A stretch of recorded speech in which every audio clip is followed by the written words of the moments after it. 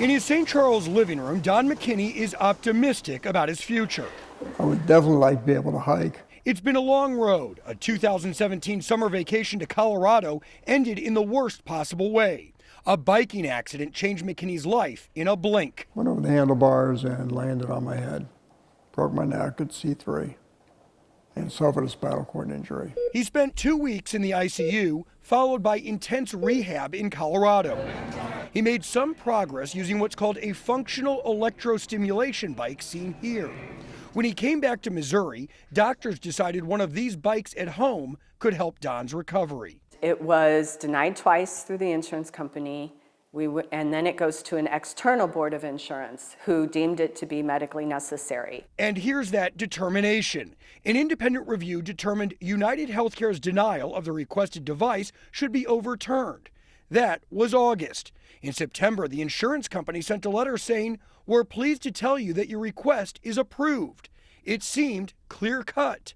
By December, it clearly wasn't. Very frustrated. We were so ecstatic when we learned that it was approved. We got the letter from UHC saying, "Oh yes, we've approved it, you will be getting it." And now they've done nothing for the last 4 months but drag their feet. The McKinneys believe a processing error contributed to the slowdown. An explanation of benefit statement showed a payment of only $12 towards the $29,000 piece of equipment. Kelly has spent hours on the phone. And every time I call to have them check on the claim, they agree with me, no, this wasn't processed correctly. We're going to put it back through. News 4 began communicating with United Healthcare on December 7th. A week later, the McKinneys received this letter. It states, after reviewing the amount that the provider charged for these services, we have found that this provider is charging a higher amount than what is typically charged and accepted. At the same time, the insurance company emailed me, "We are working on this matter." The back and forth continued, adding more stress to an already stressful situation. During our interview, Kelly told me time is critical. He worked on this machine quite a bit when he was in patient rehab. He was making gains.